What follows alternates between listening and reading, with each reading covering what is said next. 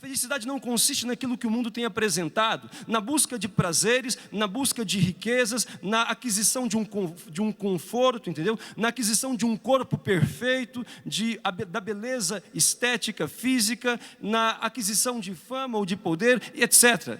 Para a grande parte das pessoas, aliás, para a maior parte das pessoas, felicidade tem consistido na busca destas coisas, de uma ou de outra, ou de todas elas. E aqui está o grande engano, o grande engodo de Satanás.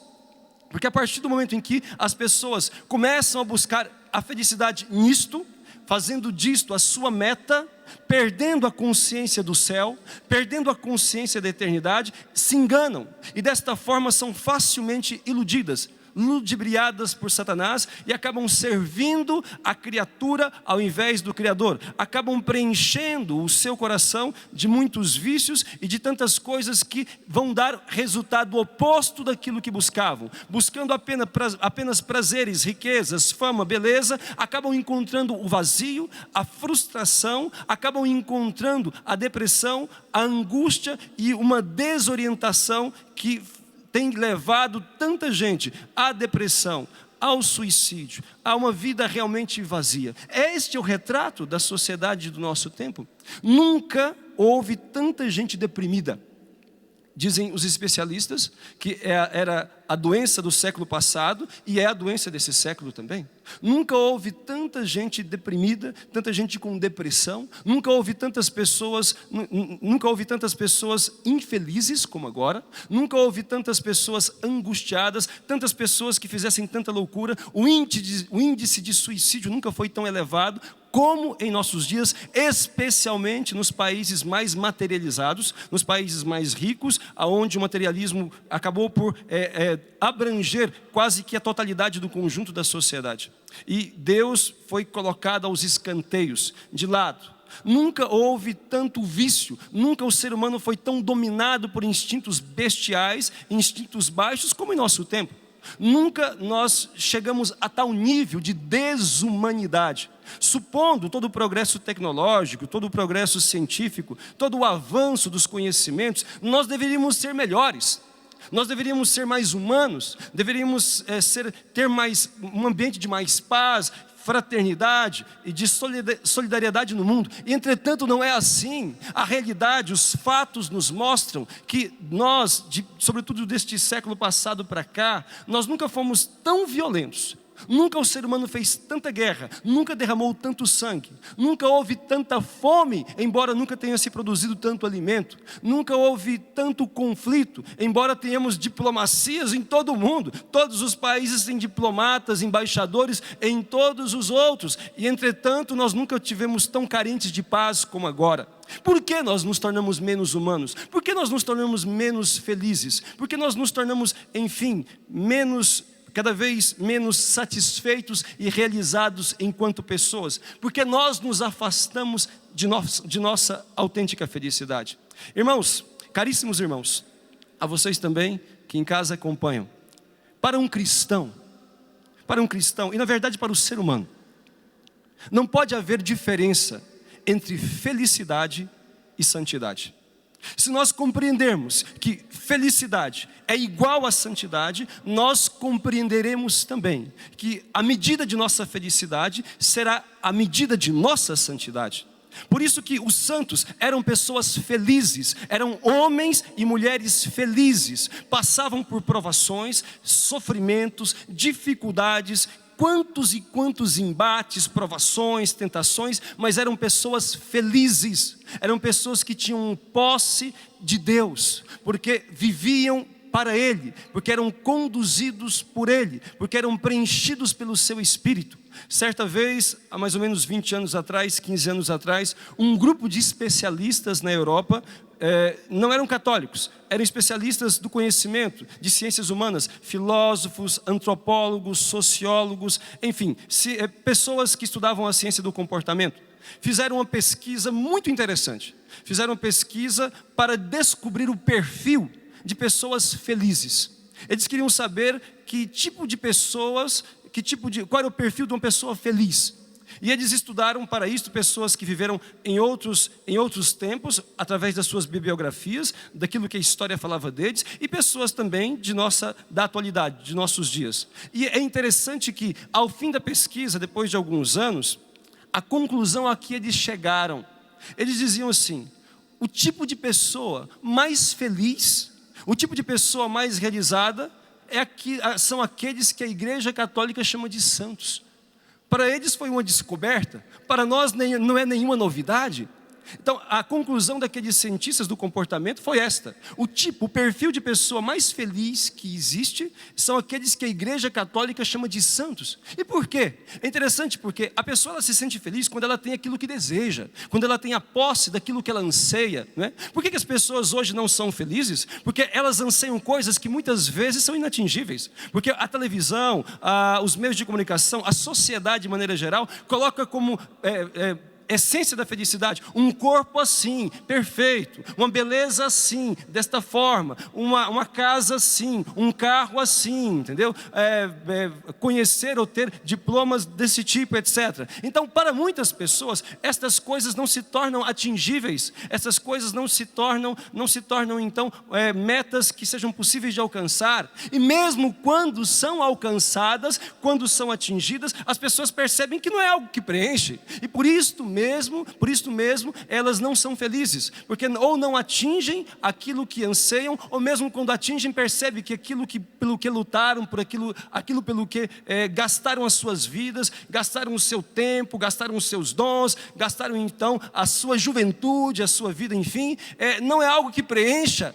Então, nós estamos tendo um erro estratégico. A sociedade atual tem um erro estratégico na meta em que busca. Enquanto tiver como meta coisas humanas e passageiras, nunca se tornará feliz. Este espetáculo entristecedor, infelizmente, não é? Que nós temos visto na sociedade atual, se repetirá muitas vezes, continuará se repetindo em nossas vidas, na vida de nossas famílias e em nossa sociedade de maneira geral. Enquanto acharmos que a meta, a essência da felicidade consiste na busca de coisas humanas, passageiras, prazeres, felicidades apenas na terra, então nós não seremos felizes. Quando as pessoas compreenderem que a sua felicidade consiste em amar a Deus de verdade, então sim, conseguirão ser felizes. Então estarão direcionadas àquilo que realmente preenche os seus corações e os direciona à felicidade autêntica. Meus amados irmãos, é isso que nós precisamos compreender. É isso que Deus quer que nós compreendamos. Cristo é a nossa felicidade. Ele é a nossa felicidade. Ele não é apenas um acessório na vida de um cristão, um acessório que se busca quando se está precisando de alguma coisa, como tantas pessoas numa falsa vivência da religião têm feito dele. Apenas buscam Jesus para obter uma cura, ou algum benefício material, ou para superar uma dificuldade, e depois o deixam lá, bem na periferia da sua existência, não fazendo dele o centro da sua vida. A palavra dele não penetra na vida, na atitude, não forma, não ilumina a consciência, as decisões, as opções que a grande parte das pessoas fazem. E por isso não são felizes, mesmo quando são agraciados, mesmo quando recebem graças de Deus, não são felizes muitas vezes porque são beneficiados por Deus, mas não vivem segundo a verdade de Deus. A sua vida não reflete a santidade e por isso torna-se vazia. Meus amados irmãos, Deus quer a nossa felicidade. Deus nos fez para sermos felizes, mas é preciso compreender que a felicidade consiste em amar a Deus verdadeiramente, em amar o próximo como Cristo nos testemunhou e nos ensinou. Agora, aqui vem um ponto também que nós devemos discernir. Amar a Deus, o que significa? Porque escutamos constantemente a pregação sobre o amor de Deus, e temos que escutar, é necessário escutar, porque a Bíblia nos dá o testemunho disso. Agora, é preciso também falar sobre o contrário, do amor que se deve ter a Deus, porque disso se fala menos, disso se fala, aliás, muito pouco, porque o amor a Deus consiste na obediência aos seus mandamentos. Vai dizer nosso Senhor Jesus Cristo: aquele que me ama, lá no Evangelho escrito por São João, no capítulo 15, versículo 14, aquele que me ama obedece os meus mandamentos. Isto é amar a Deus, e é isto que torna o homem verdadeiramente feliz. O amor a Deus, que não é um romantismo, que não é um puro sentimentalismo, que não é apenas apenas uma poesia ou uma atitude assim, idílica, mas o amor a Deus é algo muito concreto. O amor a Deus significa colocar em prática aquilo que Ele mandou. Nós temos que conservar a amizade com Deus, nós temos que conservar esta comunhão com Deus, porque Ele é a nossa felicidade. Perder a comunhão com Cristo equivale a perder a felicidade, é deixá-la escapar por entre os nossos dedos. Na verdade, é jogar fora a felicidade. Porque quando nós pecamos, o que é o pecado? O pecado é uma desobediência a Deus. Isto é o pecado, desobediência a Deus. E quando é em matéria grave, torna-se um pecado mortal. O que é um pecado mortal? Muitas pessoas pensam que pecado mortal é simplesmente matar uma pessoa. Isso é um dos pecados mortais. Mas o pecado mortal não significa matar uma pessoa. O pecado mortal significa matar a própria alma. O pecado mortal consiste em desobediência grave a Deus, que nos faz perder a amizade com Deus. Isto é um pecado mortal. É aquele pecado que nos leva a perder a amizade com Deus por causa da ofensa que nós lhe fizemos. Porque pecar significa afrontar a Deus, é fazer aquilo que Adão e Eva fizeram, é dizer a Deus não, é dizer a Deus não quero, não aceito a sua lei, não aceito o seu domínio sobre mim. O pecado mortal consiste em renegar, em rejeitar o senhorio de Jesus Cristo em nossa própria vida. O pecado mortal consiste, portanto, no desprezo a Deus e a sua lei. E nisto, quando nós desprezamos a Deus e a sua lei, nós estamos então perdendo a amizade com Ele.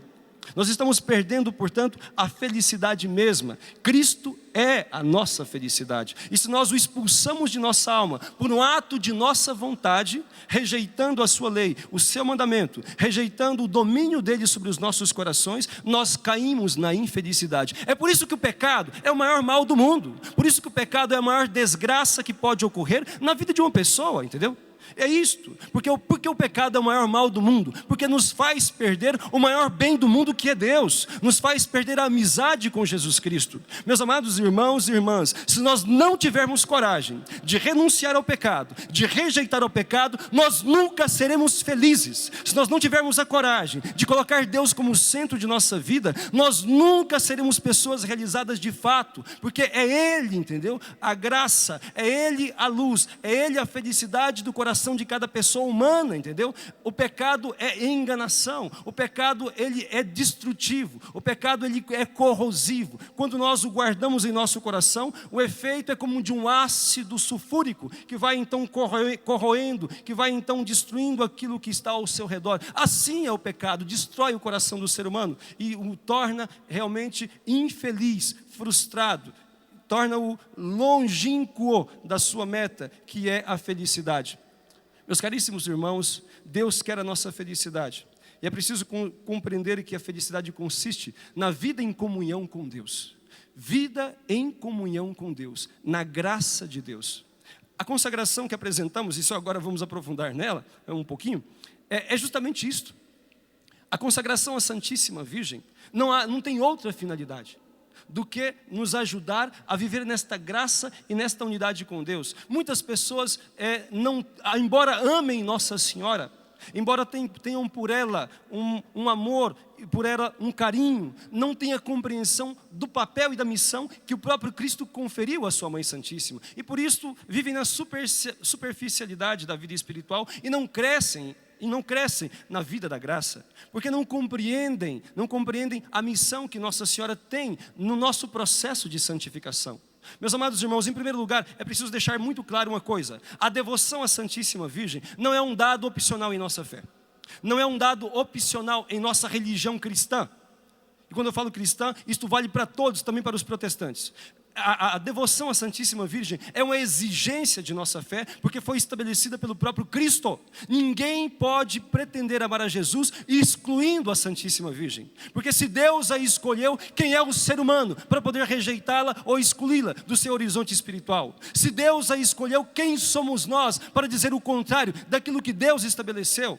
Como uma vez dizia um protestante, dizia assim: mas Deus poderia escolher uma outra pessoa, poderia ter escolhido outra mulher, mulher. Poderia, mas não escolheu, escolheu a ela. E se Deus escolheu a ela, cabe-nos a nós dobrar-nos diante de sua infinita sabedoria e acolher com amor, entendeu? Aquilo que Ele nos deu por verdade. Quando Cristo, portanto, na cruz, nos entrega aos cuidados de Nossa Senhora, não é um gesto qualquer, é orientando-nos como deveria ser o nosso relacionamento com ela.